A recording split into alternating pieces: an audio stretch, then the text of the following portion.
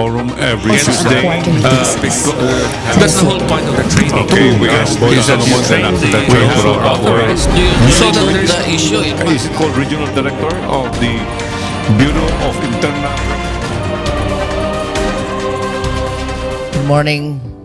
Welcome to 888 News Forum. Our first guest, duha ni sila. One is the Investigation Agent 5 and the Acting Deputy Regional Director of the Philippine Drug Enforcement Agency or PDEA 7. Please help me welcome Acting Deputy Regional Director Ma'am Tisa Albanyo Tusen.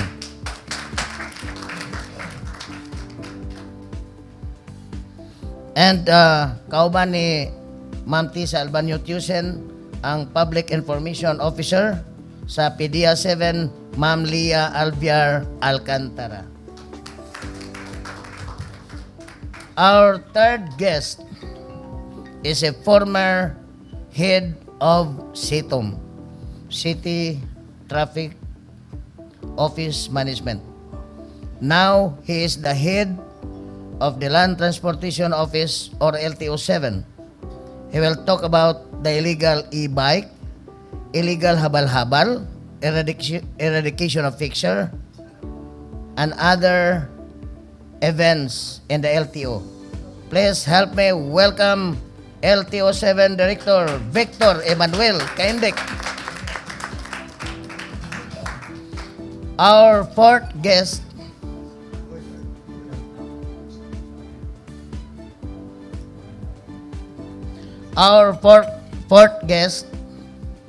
will talk about business. He will talk about a product acceptable by the Department of Education in school campuses.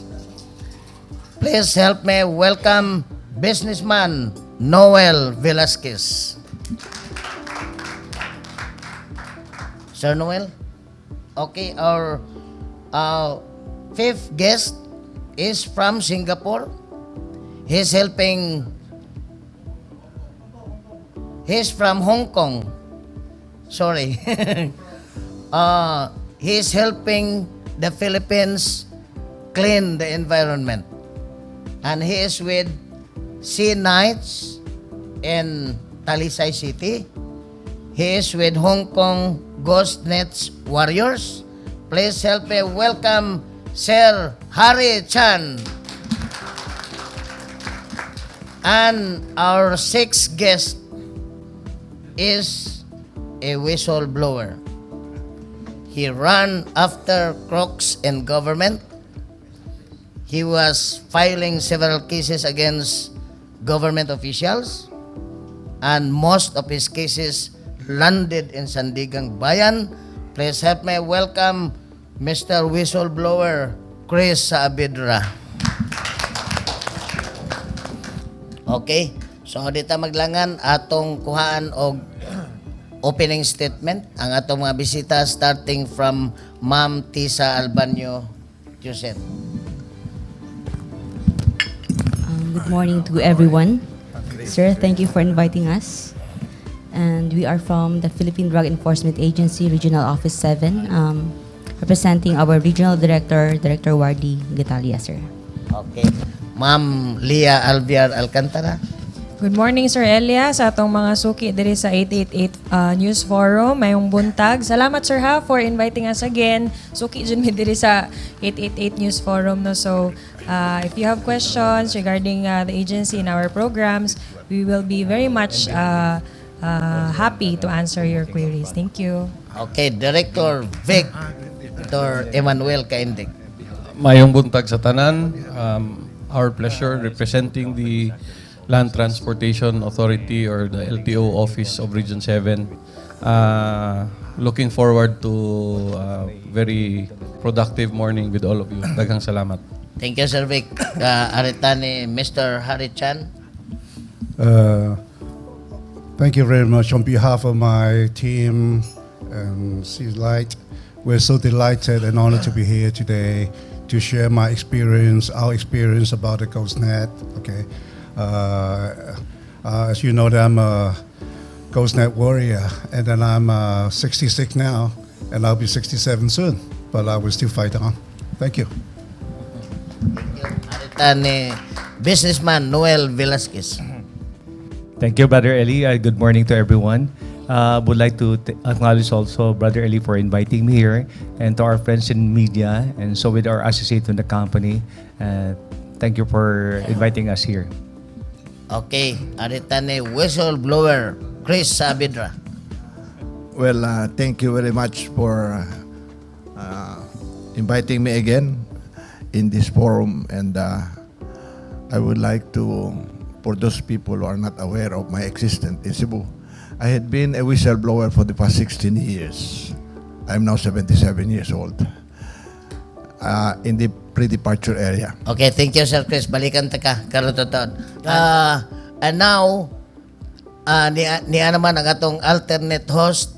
May I call on our alternate host, Mr. Art Barrett of DYLA. Thank you very much, Sir El. Good morning. So let's start our ball rolling for this morning's session of the 888 News Forum. One of the issues nga grabe kayo, no? It's part of the running story of the day if you try to read the local and national papers. And since we have our guest here from the Land Transportation Office, let's start with a statement coming from our boss, the director of the LTO in the region, Sir Vic Kaindig. Sir? Well, if many of you don't know it yet, LTO 7 continues to be in the midst of the news for one particular reason. We are changing the perception of people about the agency, and the only way to do that is to show people that change is happening. And in the process of this change, which I have continuously maintained in many of my statements, there are many processes that are essential to the change that we are trying to do. And one of these is ensuring that there is transparency in the work that we do, and people that are not doing their jobs or doing their jobs the wrong way are going to be made accountable. For the record, we have conducted 5 operations together with the NBI to run after alleged malpractices in LTO, starting with those involved in fixing. And I think we have hit the headlines just a few weeks ago because an entire office was shut down in an operation conducted by the NBI. Like I said, this is the 5th operation we conducted jointly with NBI. When we do this, the alignment we do with the NBI agents is very simple. Do not tell us where you're going. We just have to agree that there is an operation to run after particular fixers, and the process starts, no? We embed the process at the level of the front line, meaning to say, katong gusto mo kuhag lisensya na mo advertise on Facebook or anywhere else, that is the starting point of the process. And the reason why we do that is we want to establish the trail of evidence that leads up to how the malpractice happened. And true enough, we were not surprised but disappointed, to say the least, that an entire office, and one of our flagship offices is SMC side, the Mega Licensing Center, where about 6 employees were arrested, no? 3 of them job orders and 3 of them regular employees of LTO. Again, this is not just the only thing that we're doing. We are expanding the number of offices that we're doing, our opening. We have significantly improved, no? Together with our work with the private sector to make our offices more comfortable. In the next few months, or weeks rather, and all the way to December, we have targeted 12 new offices on top of the 3 new ones that we have opened from last year. That brings to total of 15 new offices. For reference, when I started 18 months ago, we only had 15 offices. So, 16 offices, no? Front lines.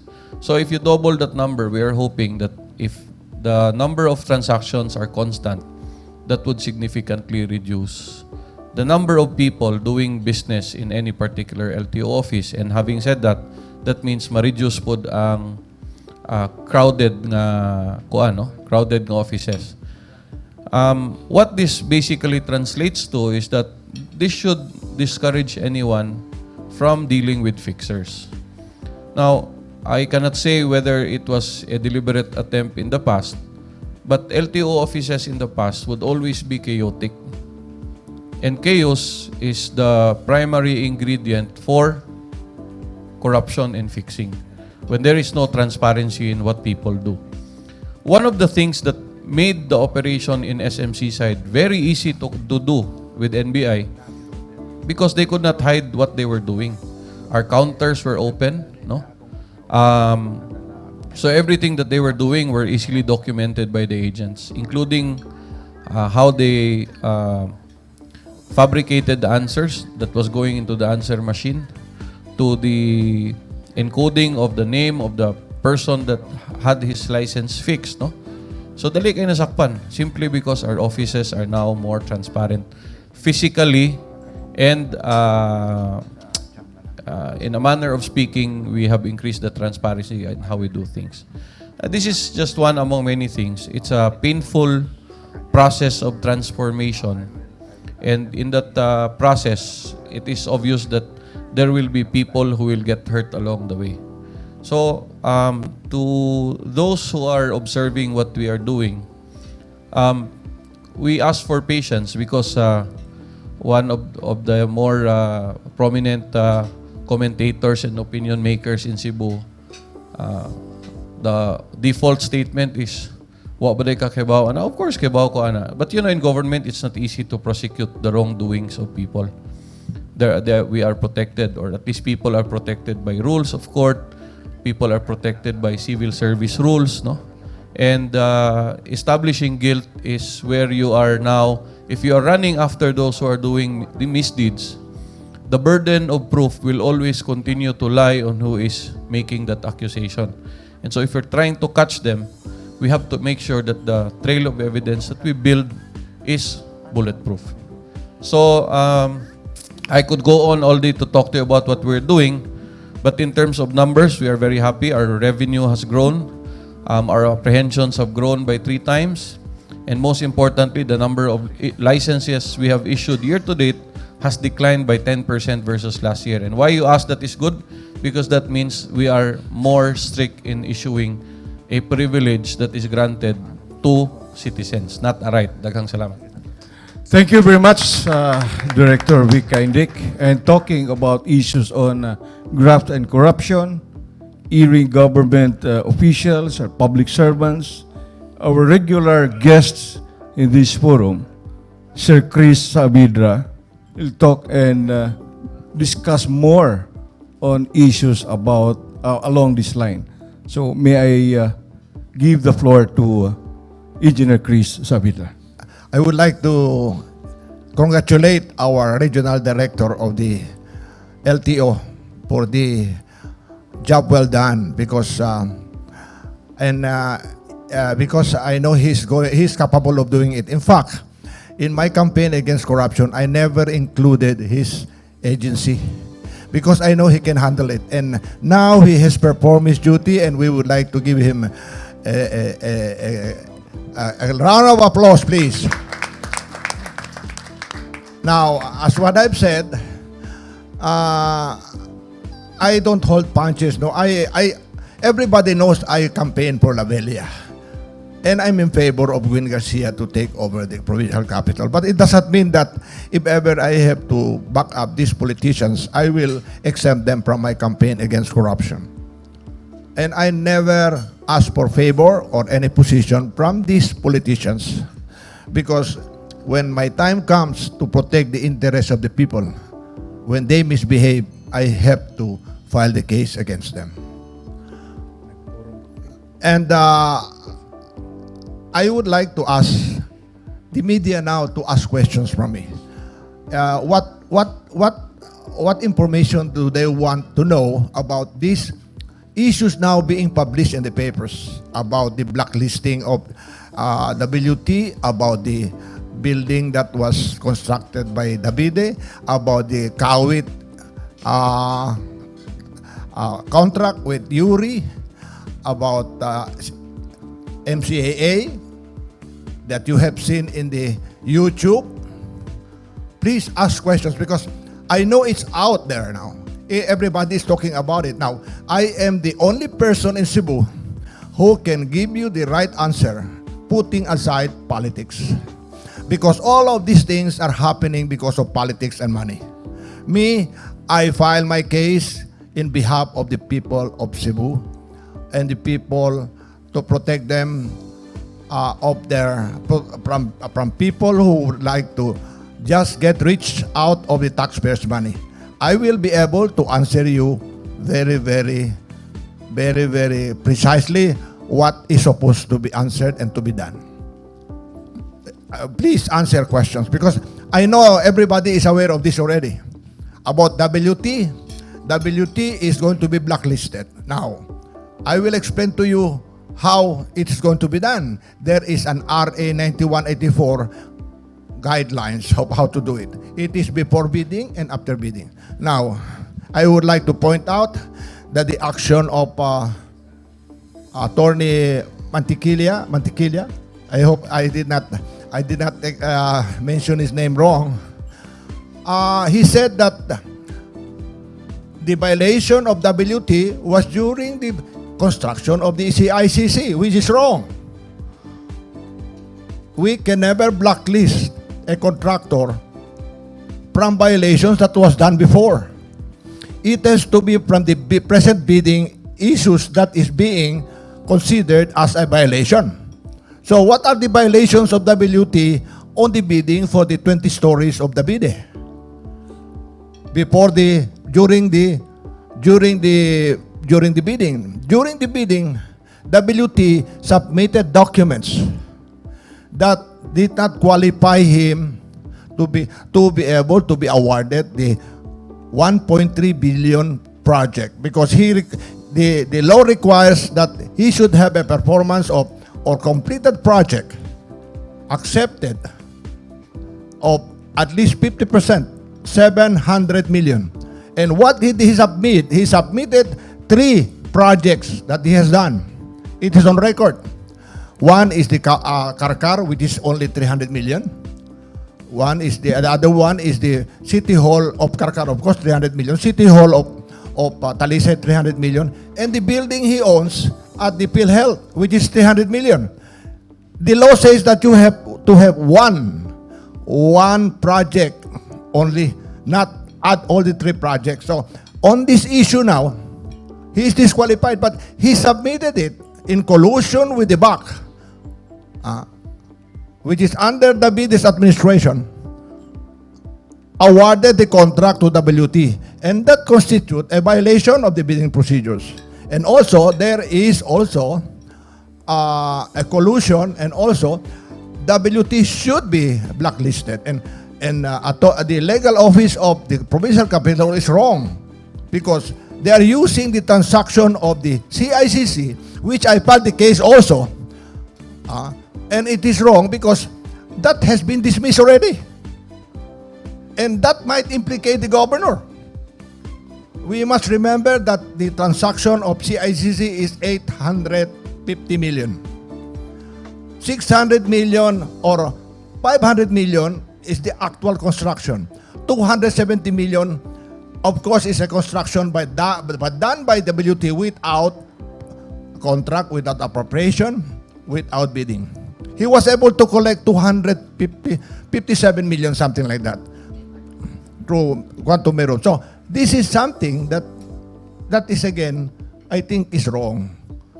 I hope the governor will look into it because that case will just be dismissed. Now, why should the legal office of the provincial capital do a wrong thing like that?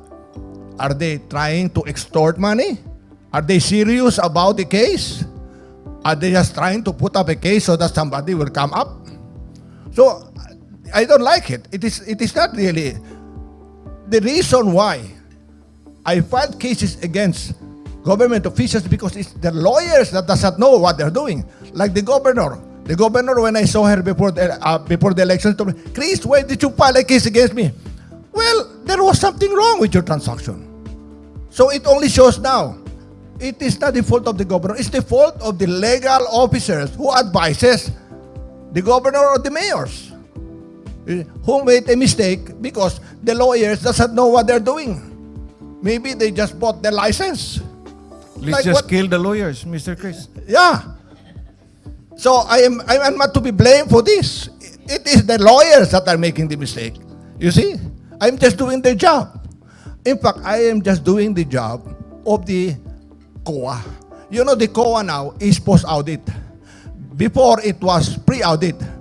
Before the transaction is consummated, the COA will come into pre-audit and disqualify or stop the transaction. Now it is post-audit, so which is very, very hard. And- So nobody can stop the transaction. COA will come in later on. So it's too late. The money has been squandered already. So I'm doing the job of COA. So And that because is what of your advocacy, Sir Chris, daghan kayo ng mga public officials nga nagmigkaw na taon sa ilahang pangatungdanan. And thank you very much. Okay, so the next speaker to share with us and discuss about sa iyahang gibuhaton sa opisina is our guest from PDEA. Our Assistant Regional Director is with us here. Ma'am, your statement to our members of the Trimedia. Again, maayong buntag sa atong tanan. The Philippine Drug Enforcement Agency as the lead agency in the enforcement of the anti-drug law, kaning RA 9165, and also the implementing arm of the Dangerous Drugs Board, we are tasked to pursue a holistic, whole of a nation, whole of a government approach in the anti-drug campaign. So dili lang sa panakop, we also have advocacy campaign together with the PNP and security forces. This includes random inspection in our seaport and airport. And also, we work hand in hand with the DILG, DUH, our DSWD, TESDA, and of course, our local government units. This is in the rehabilitation and reformation of our drug offenders. We are open to questions, and of course, your support in the anti-drug campaign. And together with our Assistant Regional Director is her spokesperson, Ma'am Leah Albiar Alcantara. Yes, sir. In addition in support sa giingon sa amo ang Deputy Regional Director, no, we conduct inspections in seaports and airports, and it's our honor to inform everyone nga I think last week or 2 weeks ago natay bagong na deploy 7 kabuo K9 dogs along with their handlers. So at least ma-augment ang K9 power, no, to inspect. Ang duha ani will be assigned in Negros Oriental, 2 others will be assigned in Bohol, 1 will be in Siquijor, and then the other 2 mo-augment sa ato ang Cebu Province nga team. We already have 4 diri sa Cebu Province, but mapunan og duha. So at least ma-intensify ang atong interdiction because it's not just fighting in the streets, sir, no? Ang atong anti-illegal drug campaign. It also involves protecting our seaports and ports. So that's good news actually sa amoang part. So Thank you very much, Ma'am Leah. At least we have K9 additional, no, guards. Kapag kitin yan, hindi na aso, pusa na yan. Okay, so next, our guest for this morning is from Hong Kong Ghost Nest Warrior, Sir El, Mr. Henry O'Harry Chan. Sir, you have the floor. Good morning, everyone. I want to talk something about so totally different because not many people are aware about the ocean. And I tell a lot of media, I've been interviewed by media in Hong Kong, maybe 30 media, television, newspaper, magazines. I even have a report by South China Morning Post. It's been posted on in Singapore for more than a month. Okay, the ocean has no boundaries. Okay, and there's no difference with religions, color, sex, and rich or poor. We are all equal. And then I retired about 7 years ago. I'm a diver since 1988. And then for the last 7 years, I thought I should do something back to the community, not just Hong Kong or China, but the whole world. Remember, the ocean has no boundaries, so we are all part of it. And then the ocean consists 70% of the planet. And remember one thing that affects you and me, our children, our grandchildren, okay? I would like to draw your attention away from financially, whatever, yeah. So concentrate. I've been doing a lot of education to a lot of people in Hong Kong. I say, okay, why we have to take care of the ocean? They say, it's none of my business, you know. I said, to your children. They say, no, I give my children the best. You know, they go to the best university in the world. They have to drive the nice car. They have the best education and food. I say, you're wrong. What they need is a good health in the future. It's not for you. It's for you and your grandchildren, right? So, and then the reason why I came to Philippines, I'm glad that I was here in Cebu in 1989. And then I'm so happy I can be back in Cebu and share my underwater ghost net cleanup. A few months ago, I saw on Facebook, and then I noticed Sea Night, Sea Night over there, and then I brought about 10 volunteers from Hong Kong, and we were invited by them, and I'm so happy that I'd be able to invite her to do the cleanup and share our experience. I learned a lot from Sea Night. I thought I know a lot. No, I don't, because after the week, I learned so much about the ocean from Sea Night, from Sir William, yeah. So, and then in Hong Kong, I'm doing a lot of work because I think after 7 years, I do so much. There's so much I can do to raise awareness and the word. Now I'm approaching a lot of big corporations. I'm sure you have a lot of big corporations in Hong Kong, and I mean in Philippines. And what I'm talking to a lot of big corporations. Like tomorrow, I'll be talking to a big magazine. The day after, I'll be talking to the WWF. They invite me for a talk to share because everybody's in about the ocean, about the ghost net. As you all know that people are talking about plastic, and they do not realize how much we have damage done to the ocean because you need divers to go in.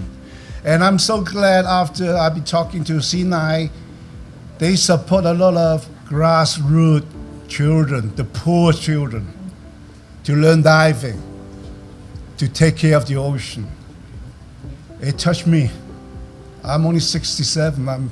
I'm still young, but it touched me when I see the young kid. They clean up the beaches. I talk to one or two kids on the beach. I say, "Well, you love the beach?" He said, "Yes, we love the beach." I said, "This beach is full of a lot of rubbish." He said, "Oh, because you people throw litters. Please give us a clean beach." Yeah, they need it. And okay, what I'm working is, because I'm not going to spend too much time on ecosystem, because now I'm working on corporation. I'll be working with Fidelity. I talk to HSBC and a few big ones because we need a corporation responsibility. And hopefully you can give the message to a lot of big corporations. I'm sure they will support. If you do something like me, with heart and passion for everybody, for the ocean, they will support. Yeah. Thank you. Thank you. Thank you very much, Mr. Harry. Thank you. I'm a diver too. I'm a certified PADI diver. I'm supposed to dive this morning in Nalusuan and in the afternoon, but I have here the 888 News Forum. Thank you. Thank you.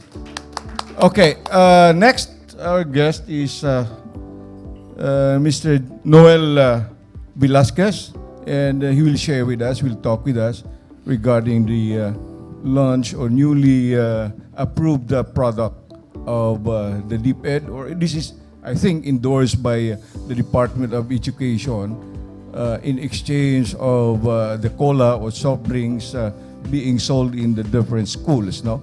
So let's welcome this development. Mr. Velasquez. Thank you, sir. Thank you. Good morning to everyone. And I'm so glad na narinig yung sa mga government agency about the good news in Cebu.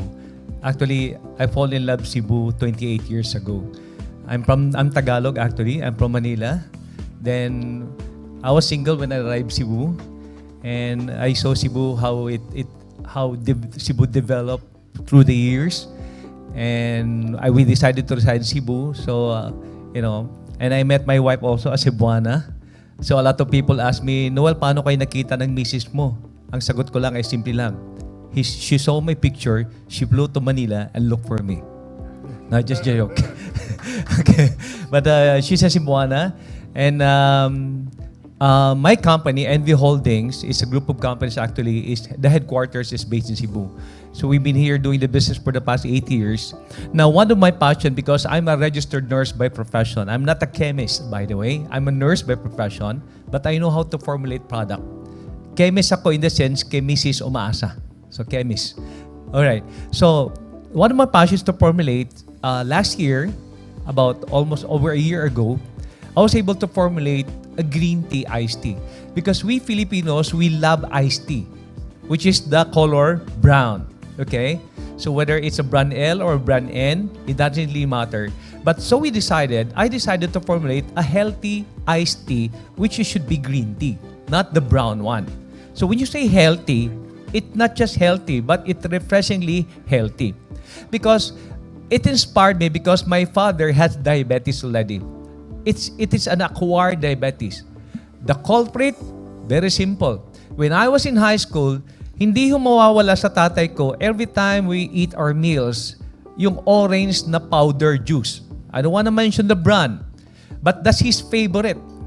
And that was the culprit why he got diabetes. Now he's insulin dependent right now. So I said, okay, let me create something, formulate a product for you. I formulate the powder, a green tea powder actually for him. Now, tapos gumandang results, okay, magandang timpla.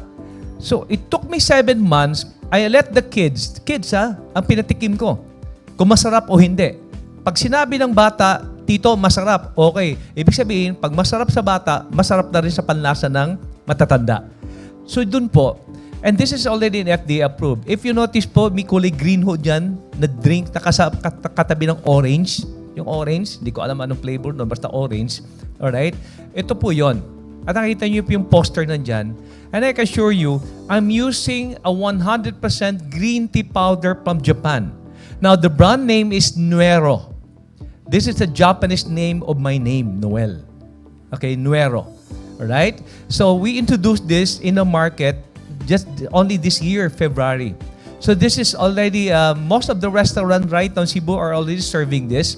And we're expanding the market right now in Manila and even abroad because you can buy this online. You can buy this online. We have our online store at store.bizboxselect.com. You can buy this, purchase this online. You can pay credit card, and we can deliver to your doorstep, door-to-door for free. All right?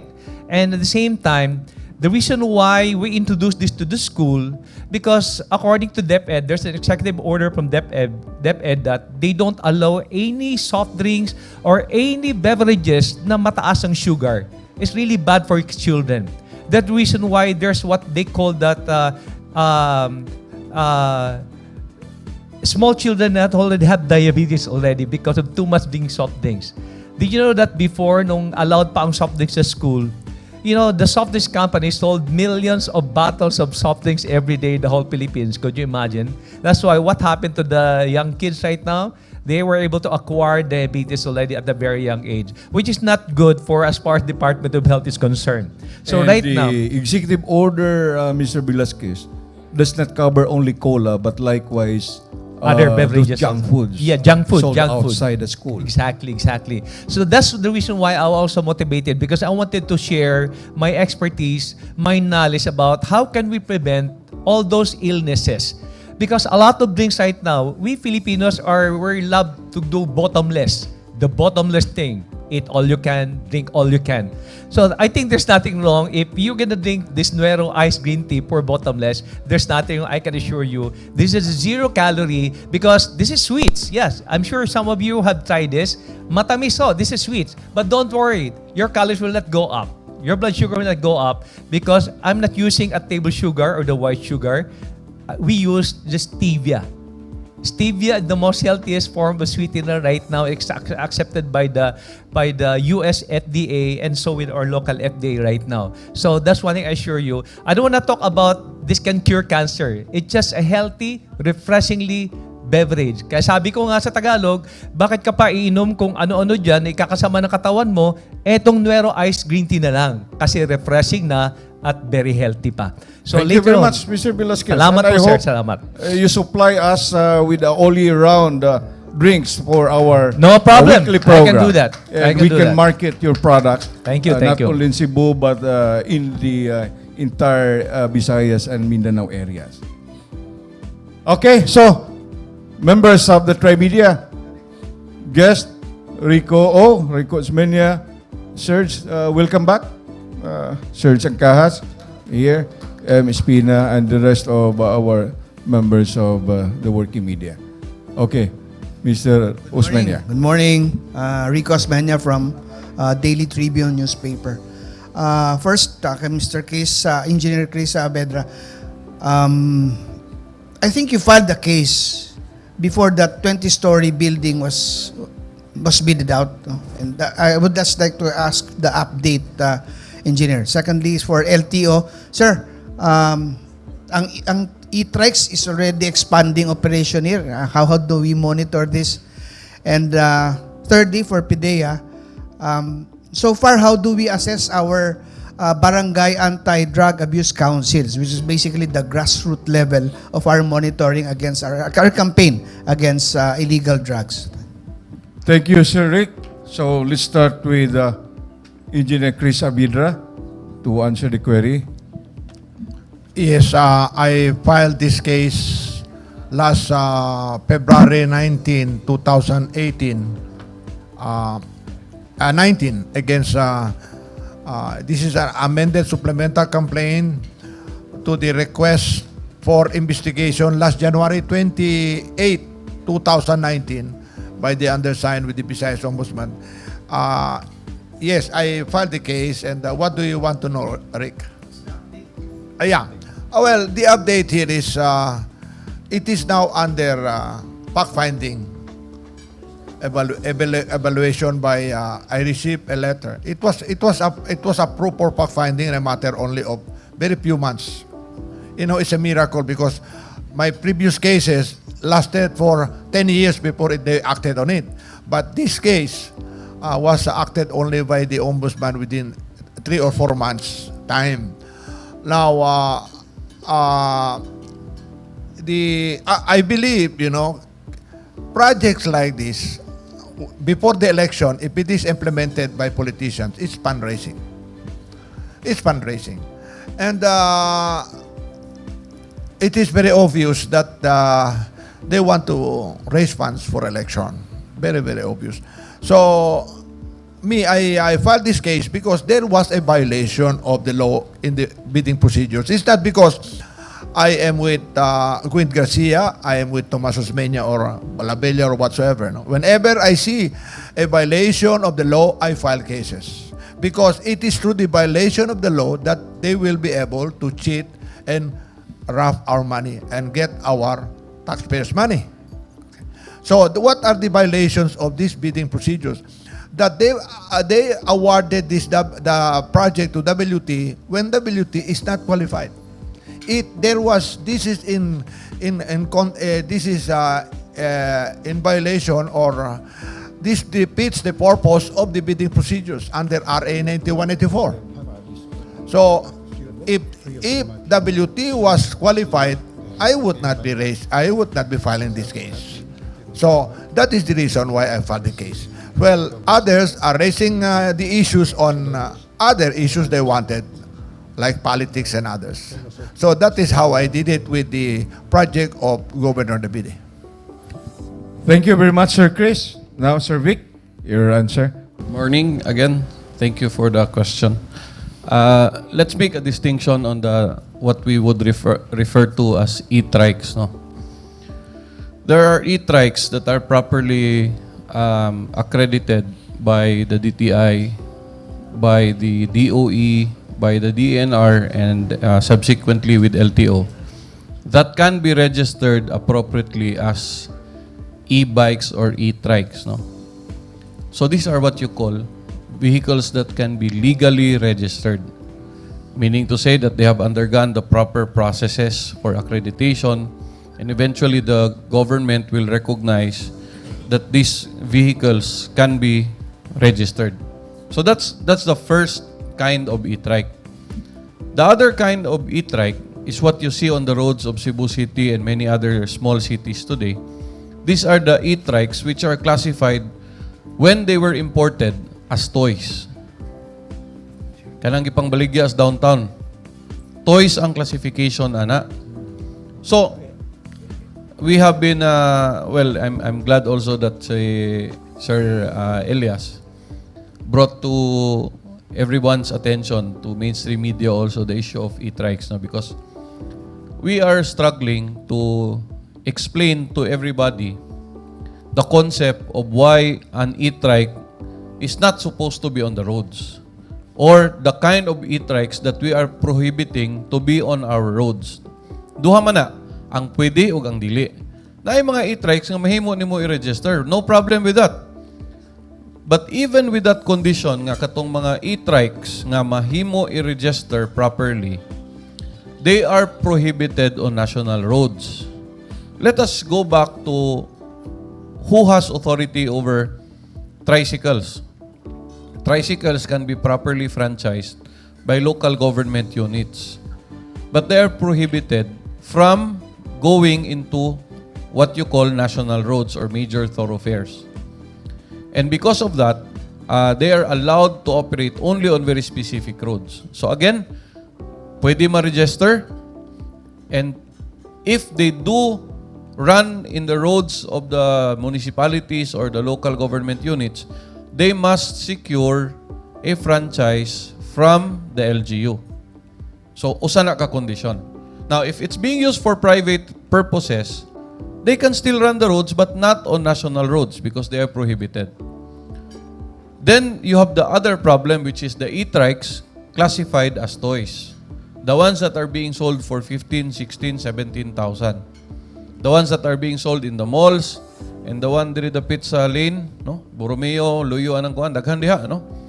These are classified when they were imported as toys, and therefore, for obvious reasons, gi-classify siya as duwaan. How can you expect them to be registered in LTO? They have not passed the proper guidelines for screening and accreditation, etc., etc., etc. But the problem is these vendors are telling their buyers, wa na'y problema, di na kinahanglan rehistro. Since they don't register, they also tell the customers, you don't even need a license. That is the biggest lie that they are peddling. Because for you to be able to drive, the condition says that any vehicle that is powered other than human force must be registered with the LTO. Now, can we prohibit the importation of these e-trikes? No. Because if they have been applied for importation as toys, then obviously they will get the clearances.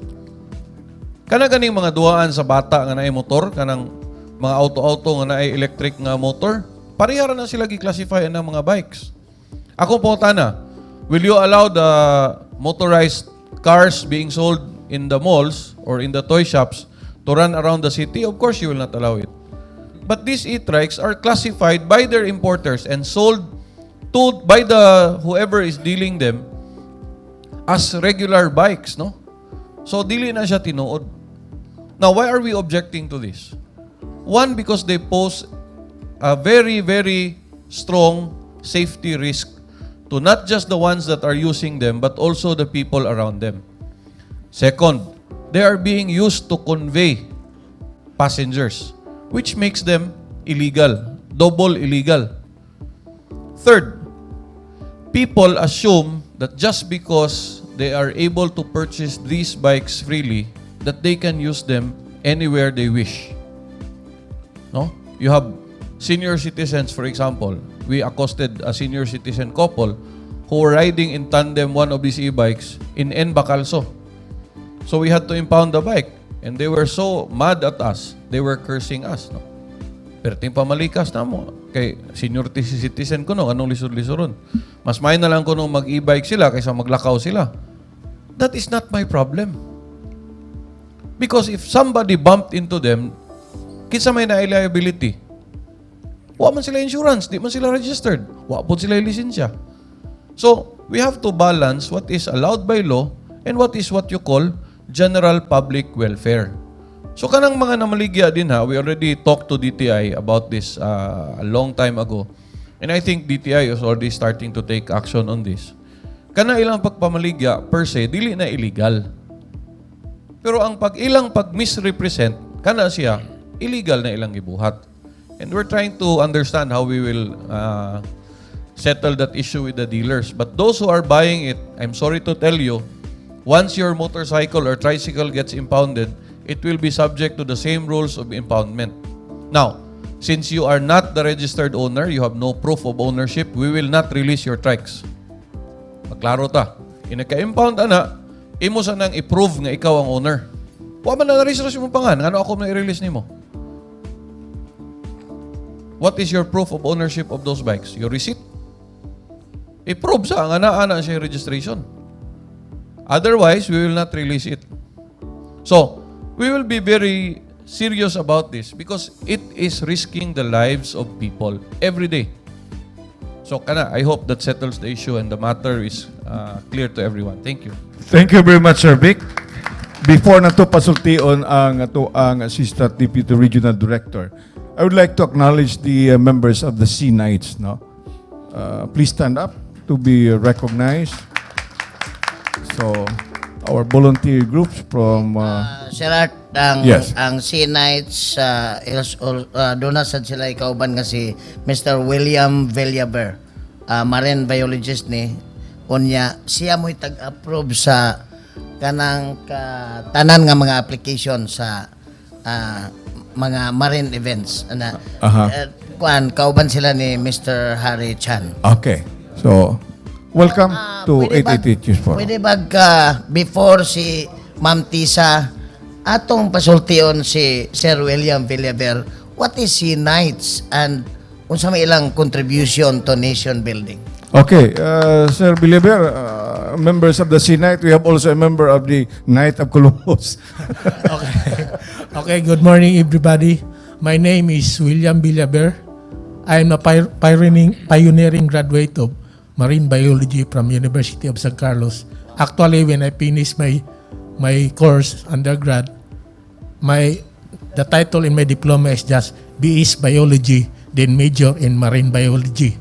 So it was I graduated 1976. The first graduate on BS Marine Biology in University of San Carlos was in way back 1979. And I think you have heard of Dr. Pilipina Soto. He was one of those batch of graduates.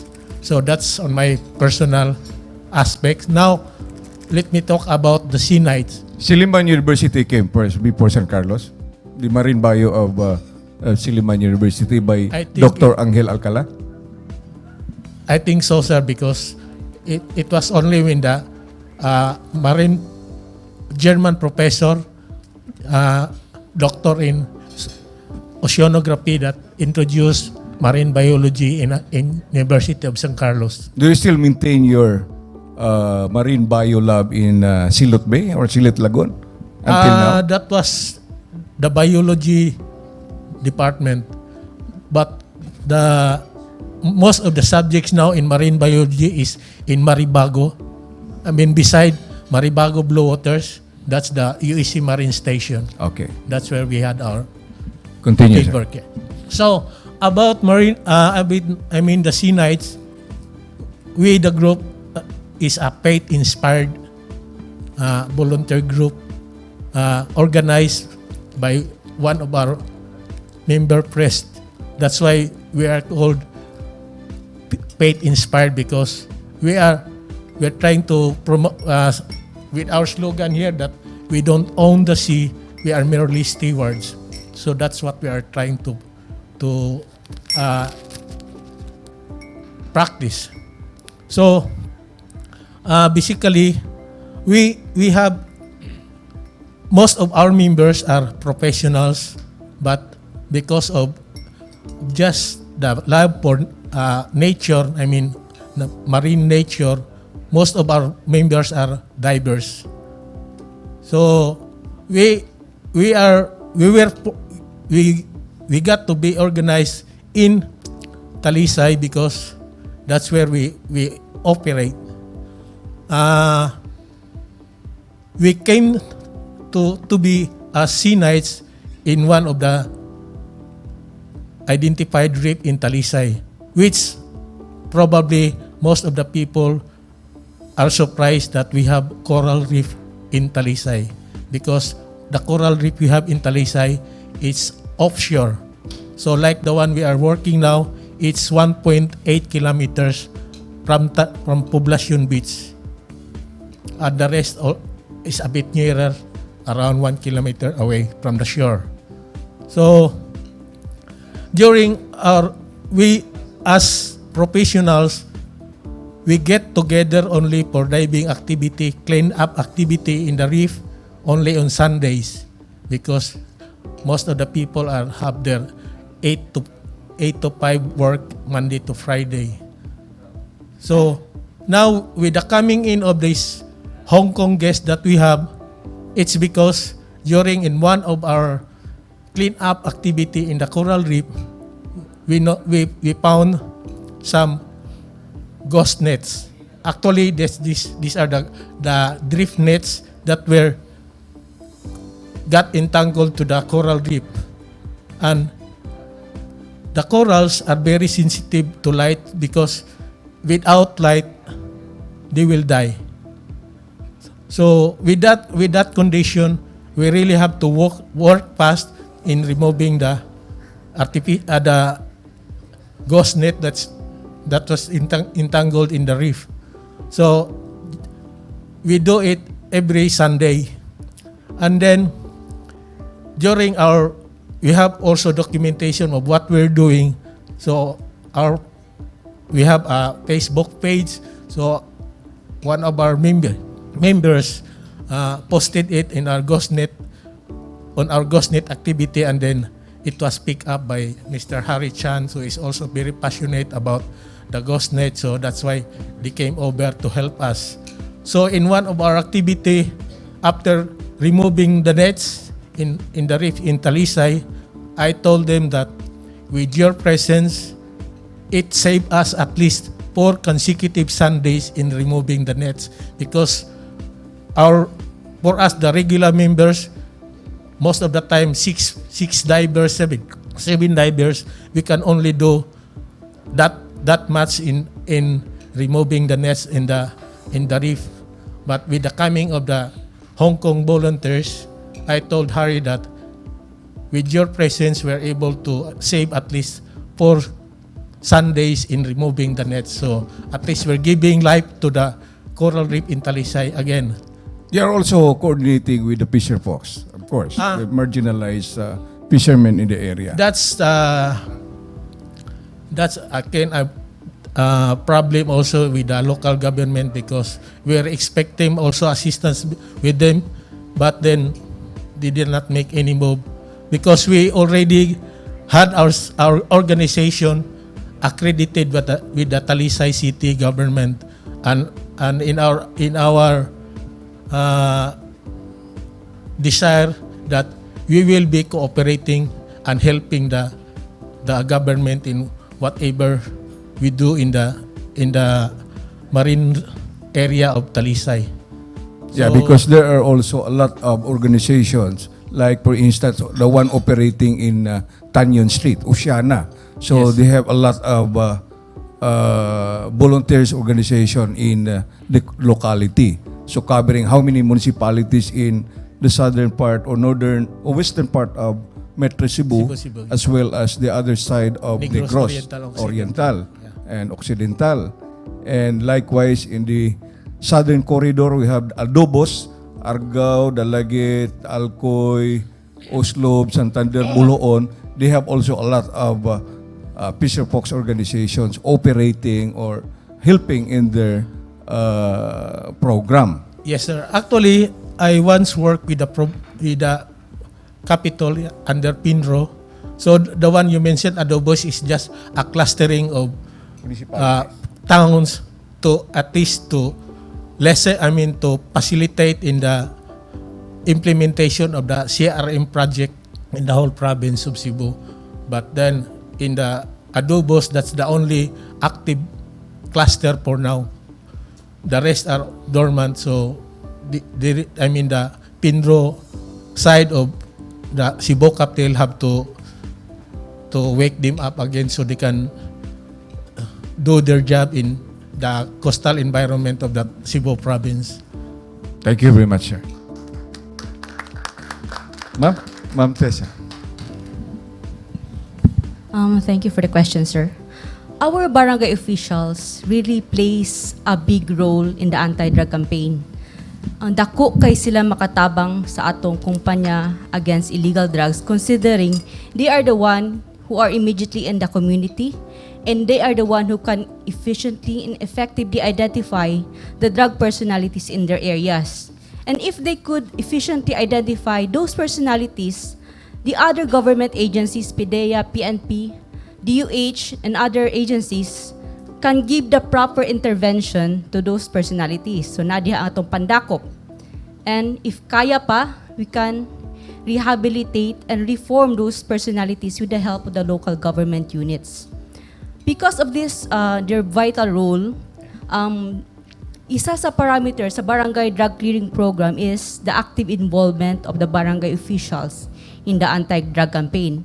And how can we monitor if they are really active?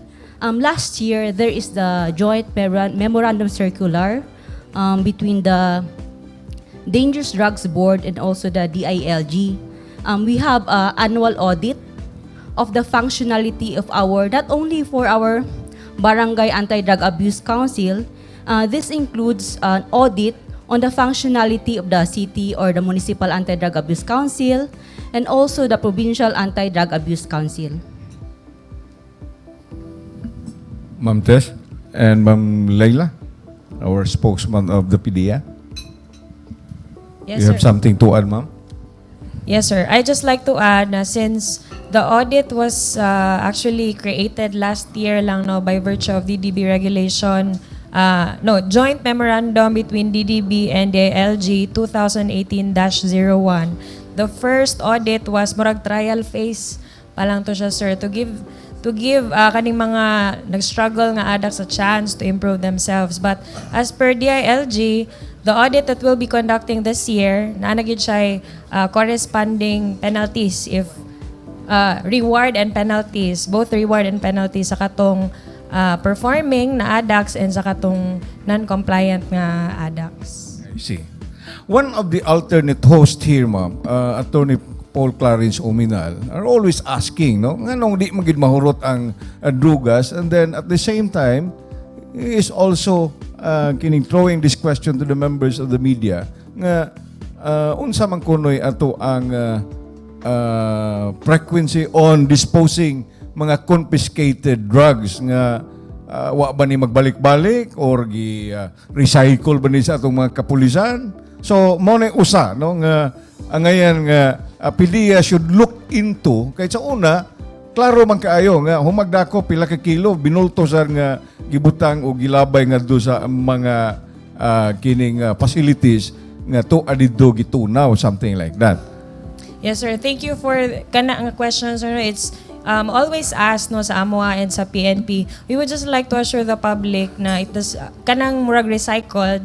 It's very difficult nga i-recycle because once na conduct na anti-illegal drug operation or operatives would inventory the seized items. Unya na sila form nga fill upan, igsulod ana sa laboratory namo dili na nakagawas. That's why there are times nga natay mga friends from the media na after operation kung di sila kaabot, manawag mingon, ma'am, pwede may makashot og picture sa evidence niya. Mabalibaran gyud namo ang uban kay once na siya sa laboratory, di na gyud na siya sa kagawas. Unya, concerning the issue on distraction, sir, pwede gyud ta mag-distract as long as naanay court order. So, actually kani mga cases nato, wala natong gihuwat.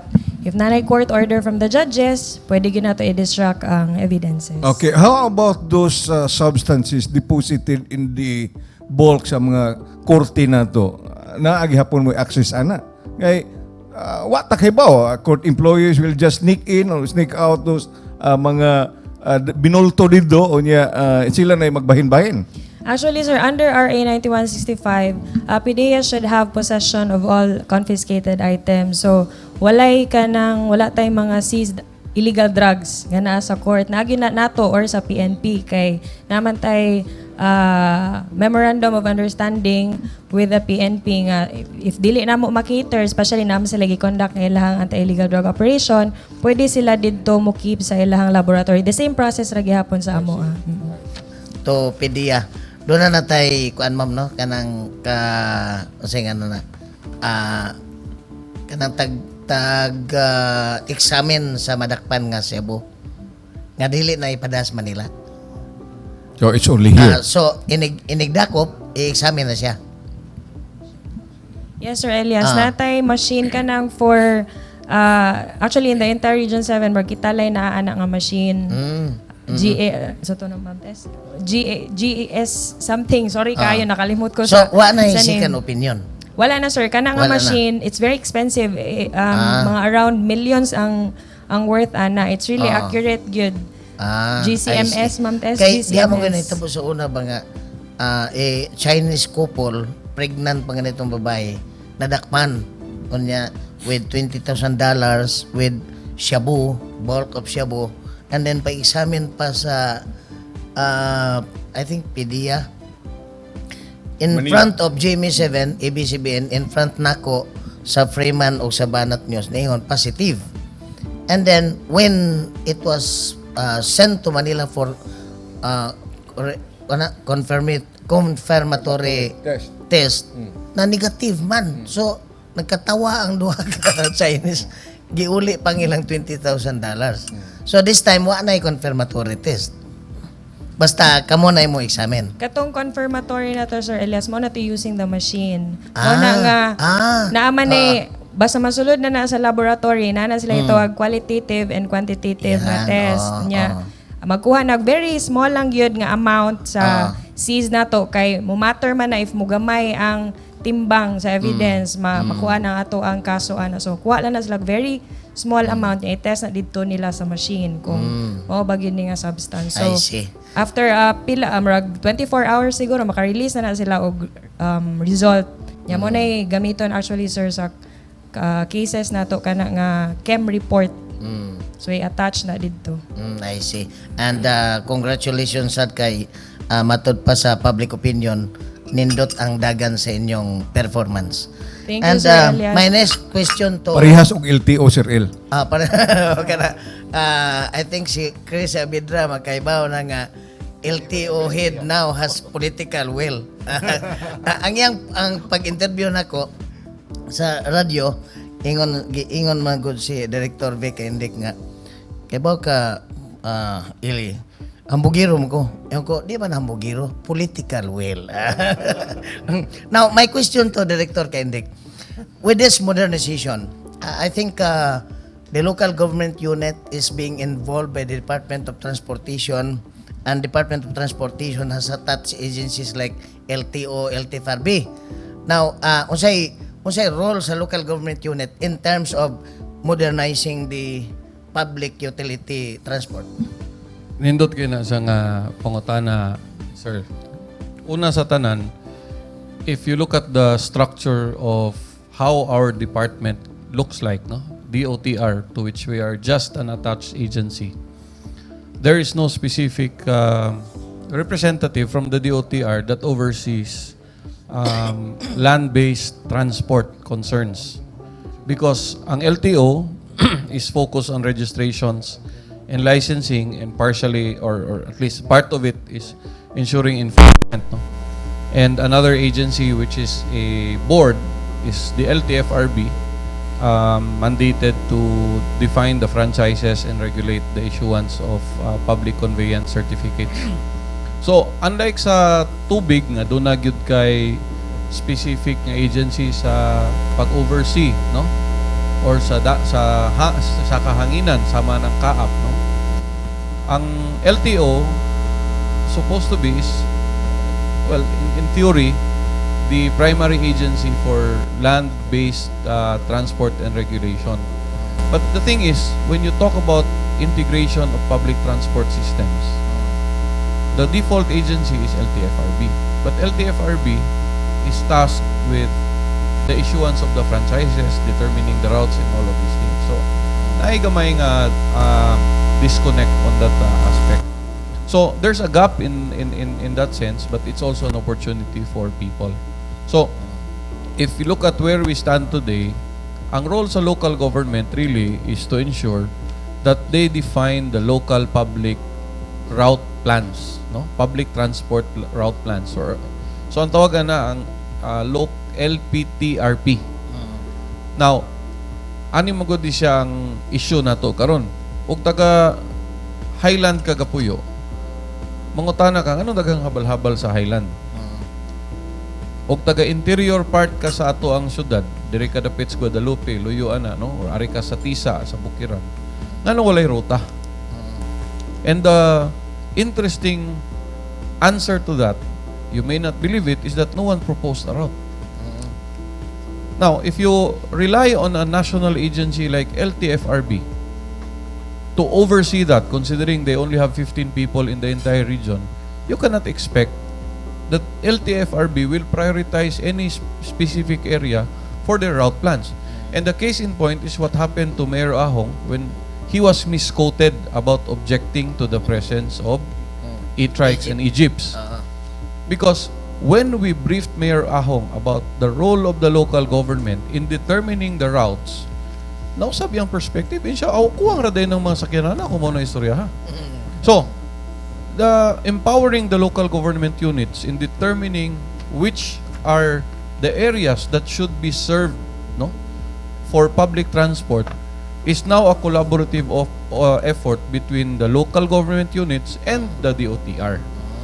Pero ang mangusog unta gyud ana ang LGU. So that is partly the essence of our federalism push, no? Because when you empower the local government units, they are in the best position to determine nga kari ang panginahanglanon sa ruta. So, how do you address, for example, habal-habals? We have been getting a lot of comments, no, negative comments, why we are not running after habal-habals enough. And the simple answer to that is, one, there's just too many of them that, you know, the best we can do is to start educating people. And, of course, the enforcement part happens, no? But the other part of it is asking that question. If you want to serve the people, who are these habal-habals? And who are they serving? They are the people. O ka na mga tawhan na, dili na sad sila makauli sa ilang mga panimalay. Di sila makaabot sa ilang gipang trabahoan. Dili sila makaabot sa ilang gipang eskwelahan. Then you are now creating a disservice. But why are they using that modality? Why are you using habal-habals? Ang tubag nila, wa may sakyanan. Again, to emphasize the point of that concern, matod ba ni Mayor Ahong, og hapon, alas 5, mo observe ka dinhi sa kani-ganing dunay mall, no, nga gaatbang diha sa Lapu-Lapu. Gawas airport kanang Island Central Mall, no? Naman tay LTO din ha, vlogging lang sa nako. Nindot kay natong LTO nga opisina diha. Pero alas 5 sa hapon, ang mga tao na nasa tunga sa dalan mag-atang og jeep. In the integrated transport intermodal integrated transport system for Cebu, which si Sec Dino and Sec Tugadi has been extensively discussing. That is the intent. Magsugod siya sa backbone where we will have a railway for a high speed and high capacity transport system, and then your auxiliary lines, meaning to say, doon na kay bus line, anya doon na kay kanang monorail line, unya doon na kay airport to city line, doon na kay City to Highland line, and then in between those stops, muna tong feeder ng mga lines. So they will complement each other. Oo, so dili ingon nga ma-displace tanan. Alangan mo adto ka sa train station, maglakaw ra sad ka, di man na mahimo. So gikan ka for example sa suod sa Tisa, unsa mo pag-abot ngadto sa terminal ngadto sa railway. So mo kinahanglan maghimo karon ang local government og proposed lines din ha. Bitaw, no? Dinis ka Bukiran, pila na ka barangay. Pero walay jeep nga musaka anang mga barangay. Kanang musod lang ka dias budlaan. Wala may jeep musaka din ha. Muna ang reason nga daghang habal-habal. Daghang habal-habal. Og daghang habal-habal, daghang madisgrasya. Tinuod, yes. So, the dynamic says that the LGU should now lead that effort. Thank you, Director. My next question to Mr. Chan. Now, what is your opinion on the environment in Cebu? And in connection with your advocacy for cleanup. Our founder, the founder of 888 News Forum, Consul General Bobby Joseph, is now advocating for septic tank in every building, in every house, because it's dangerous that a building has no septic tank, which means the wastewater will go directly to the sea without treatment. What is your opinion on that? It's a big problem in a lot of places, especially like places like country like Philippines or Malaysia. It takes time. Be patient. You have to give time to the government to do something because it takes time. You know, the villages sometimes it takes time, a lot of work to get coordination with the locals. But it's important. It's important. It really affects the ocean. Yeah. In Hong Kong, Sir El, they will pay twice when it comes to usage of water. The water coming in, they will pay. The water coming out from the faucet or from the sinks, they will again pay. So that- it's the same here. That is supposed to be the work of MCWD. If you Sell are water if you are must a treat the bulk wastewater. water supplier or if you are a water district under the Clean Water Act, you are supposed to have a septage tank or common treatment facility for that matter. Okay, so well in Metro Manila they're already implementing it. The Manila and DMWSS, so they're collecting an additional fee from the water users under the principle of polluter pays principle. So that's the essence of the Clean Water Act. So Mactan Rock will be implementing this year because they committed to the DENR, they signed a commitment that if the companies, hotels in Mactan will not treat their water, so they were given the police power to cut the service water to that particular hotel.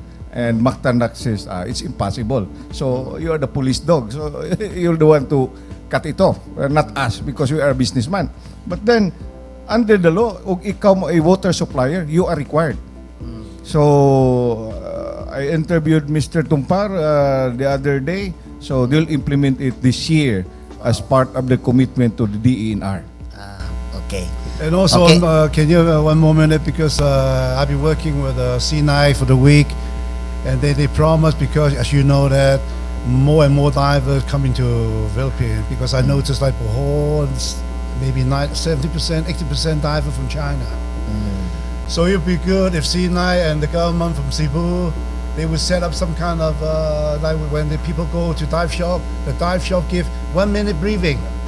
Tell all the divers, educate them a little bit why they have to protect the ocean, and the word spread up. This is what I'm doing in Hong Kong. That's why we have a lot of divers. They go to the water, they clean up the ocean. Very In good. litters, yeah. Education. Thank you, Mr. Chan. Thank you. Thank you very much, Okay. Mr. Chair. My next question to businessman Noel Velasquez. How far you have been in your advocacy to give alternates to Kula in schools? Thank you, Brother Elias.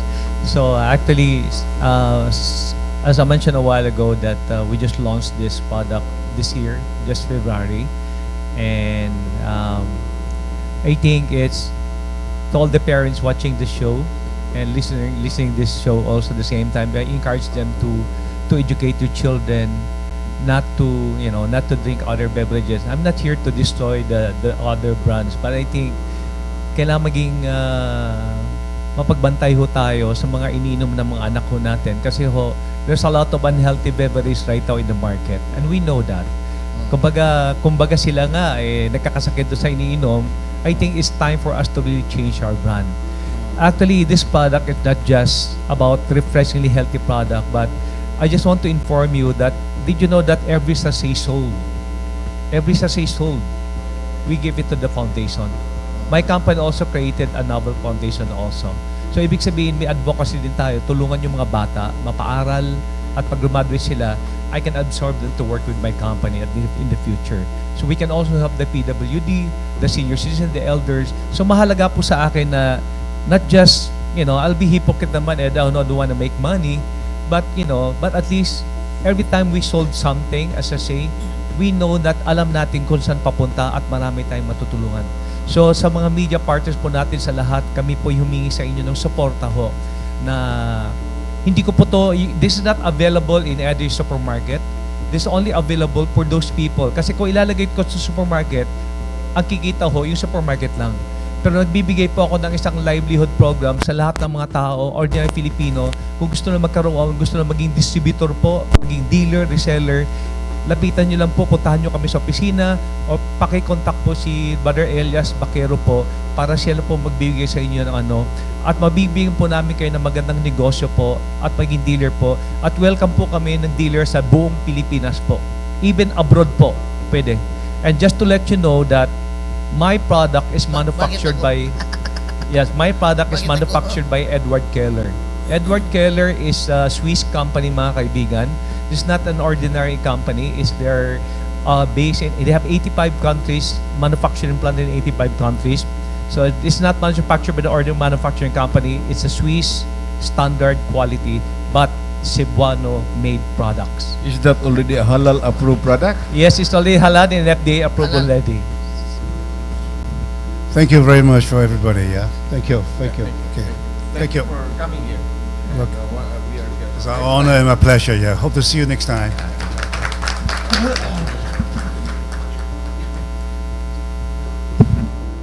Yeah. Picture first before other. Yeah.